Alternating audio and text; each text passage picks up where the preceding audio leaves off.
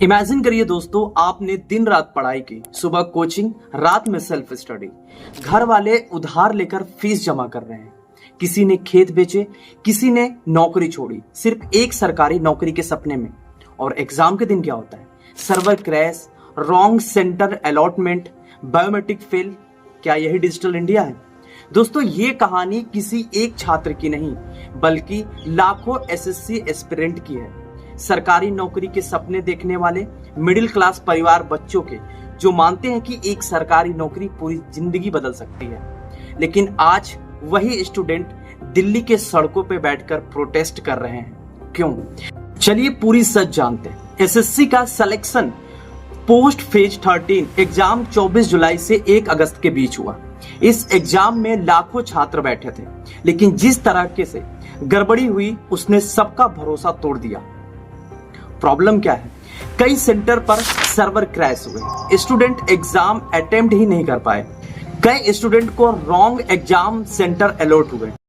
भाई एसएससी ने खेला कर दिया। एसएससी ये चाह रही है कि स्टूडेंट फॉर्म भरने से पहले भी 100 बार सोचे।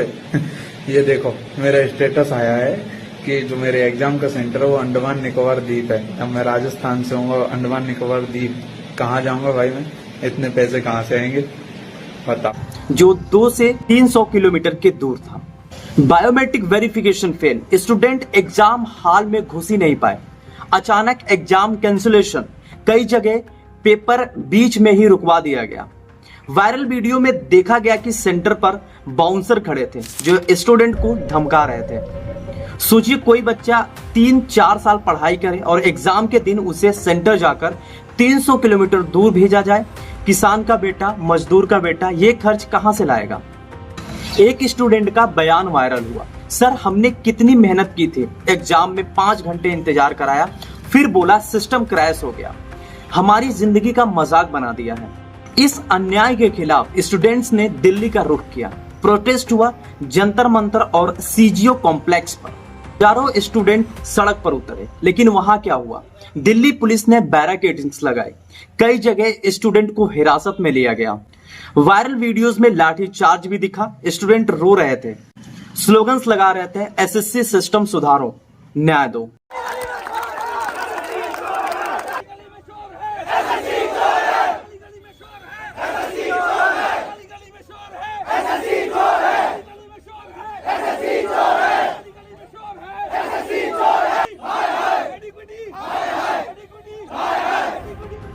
और सिर्फ स्टूडेंट ही नहीं, टीचर को भी टारगेट किया गया। जिन टीचर्स ने स्टूडेंट के साथ दिया उन्हें भी बस में भरकर 4-4 घंटे घुमाया गया। क्या हुआ? नीतू मैम क्या हुआ? ये लोग उठा के लेके जा रहे हैं। ये देखिए किस तरीके से प्रशासन डिटेन करती हुई, और ये देखिए बस में भर के प्रशासन लोगों को बस में भर के डिटेन करती हुई। क्या हुआ? ये देखिए प्रशासन किस तरीके से डिटेन करती हुई। हम लोगों को प्रोटेस्ट करने नहीं दिया जा रहा है, और पुलिस प्रशासन द्वारा और ये भाजपा सरकार द्वारा जिस प्रकार रवैया अपनाया जा रहा है, क्योंकि उनका मानना है कि हम लोग इस लायक नहीं है कि हम लोग बच्चों की आवाज उठा सके। अच्छा, ठीक है, सारे देश के टीचर सब लोग आके घसीट के लेके जा रहे हैं।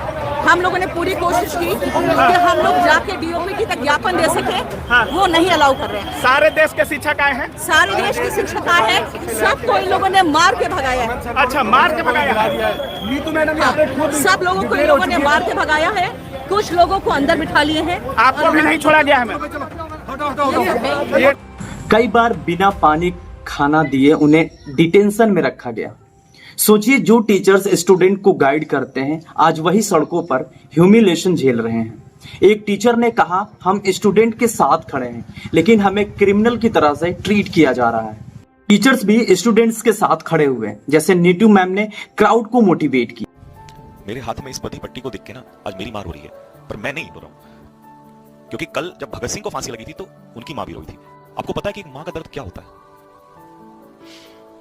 पर अगर हम पीछे हट गए ना दोस्त, तो ध्यान रखना, लड़ने के लिए कल कोई और नहीं आएगा। इस बात को ध्यान से सुन लेना।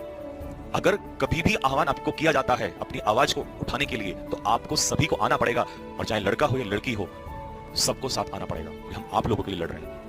आपने देखा ना कल कितना बुरा हाल हुआ। तो मेरे दोस्त, ये लड़ाई थी, ये लड़ाई है और ये लड़ाई रहेगी।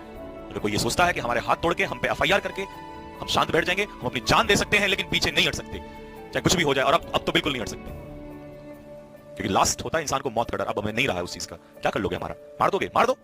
आज हमें मार दोगे, कल किसी और कोई और हमारे जैसा आएगा। पीछे नहीं हट सकते हम इस चीज को। में 2-3 गाड़ियां बसें आई पुलिस की और ऐसे उठा के लोगों को ले जा रही थी जैसे ये आतंकवादी हैं। ऐसा सीन था, मेरे को पहलगांव वाला सीन याद आ गया कि ऐसे लोग उठा के पुलिस वाले टीचरों को रख रहे हैं। इनका देखिए कड़ा मोड़ दिया, हाथ मोड़ दिया, मतलब अत्याचार जिसको कहते हैं वो कर रही है इस देश की पुलिस। किसके इशारों पे? सरकार के इशारों पे। तो वहाँ से इन लोगों ने कुछ टीचर्स बच के यहाँ आ गए और बच्चे सारे कुछ सीजीओ कॉम्प्लेक्स बैठे हुए थे, उनको यहाँ ले आए। सीजीओ कॉम्प्लेक्स वालों ने मीटिंग भी की और मीटिंग में सिर्फ मजाक किया। इतनी मजाक वाली बातें बोली जब हमने कहा, आपको तो पता है इशू कि 24 तारीख वाले पेपर में के सवाल 25 में रिपीट हुए 60-70%। तो वो बोले ये तो अच्छी बात है। हमने कहा कैसे? बोले 24 वाले बच्चे सोचेंगे ये जो आया अब ये कल तो आएगा नहीं, उनके लिए सरप्राइज हो जाएगा। चेयरमैन बोल रहे थे, चेयरमैन के ही जो डायरेक्टर है वो बोल रहे थे। चेयरमैन के सानिध्य में ही था सब कुछ। और कुछ दिन पहले नोटिस ये लड़ाई सिर्फ एसएससी की नहीं, ये हर एस्पिरेंट की है। अभिनव शर्मा ने दिल्ली में स्टूडेंट का नेतृत्व किया। राकेश यादव सर ने भी कहा अगर सिस्टम ठीक नहीं हुआ तो फ्यूचर जनरेशन भी सफर करेगी। सोशल मीडिया पर भी ट्रेंड शुरू हुए। #SSC mismanagement, #justice for aspirant, #SSC system सुधारो। ट्विटर, इंस्टाग्राम और यूट्यूब हर जगह स्टूडेंट अपनी आवाज उठा रहे थे। दोस्तों, ये पहली बार नहीं, एसएससी की हिस्ट्री कंट्रोवर्सीज से भरी पड़ी है। 2017 सीजीएल पेपर लीक, अब तक केस चल रहा है। बार बार एग्जाम कैंसिल होते हैं, रिजल्ट डिले होते हैं, ज्वाइनिंग में सालों लग जाते हैं। रीजन, प्राइवेट वेक्टर्स को कॉन्ट्रैक्ट देना और कोई अकाउंटेबिलिटी ना होना। गवर्नमेंट कहती है हम डिजिटल इंडिया बना रहे हैं, लेकिन रियलिटी में क्या है? Digital flop show. UPSC exam smoothly होते हैं क्योंकि वहां सिस्टम ट्रांसपेरेंट है। एसएससी क्यों नहीं कर पाता? क्योंकि करप्शन, नेग्लिजेंस है और स्टूडेंट की आवाज को दबाना यहां आम बात हो चुका है। अब पॉलिटिक्स को देखिए। गवर्नमेंट कहती है हम युवाओं को रोजगार देंगे, लेकिन जब रिक्वायरमेंट एग्जाम ही सही से कंडक्ट नहीं होते तो नौकरी मिलेगी कैसे? इंडिया का यूथ अनएम्प्लॉयमेंट रेट ग्रेजुएट में 20 से 23% के आसपास है। एसएससी एग्जाम मिसमैनेजमेंट उस आग में घी डाल रहा है। ऑपोजिशन पार्टीज ने कहा युवा सड़क पर है और सरकार चुप है।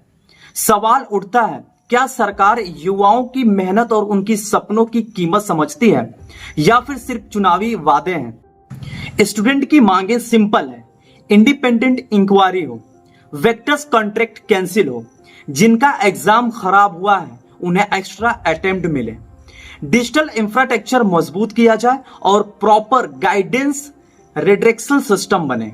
सोल्यूशन भी साफ है, यूपीएससी की तरह इंडिपेंडेंट ट्रांसपेरेंट सिस्टम एसएससी के लिए भी लाना होगा।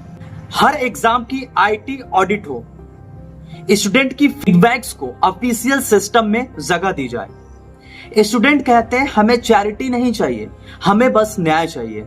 तो फिर से सोचिए, आपने सालों मेहनत की, आपकी फैमिली ने सैक्रिफाइस किए और आपकी पूरी जिंदगी एक सॉफ्टवेयर ग्लिच पर डिपेंड हो गई। क्या ये न्याय है? मोमेंट सिर्फ एसएससी का नहीं है, ये मोमेंट हर उस स्टूडेंट का है जो सपने देखते हैं, मेहनत करता है और चाहता है कि उसकी मेहनत बेकार ना हो। अगर आप एस्पिरेंट का साथ हैं तो इस इश्यूज को ज्यादा से ज्यादा लोगों तक पहुंचाएं, क्योंकि जब युवा उठता है तो सिस्टम बदलने पर मजबूर हो जाता है। Justice delay is justice deny.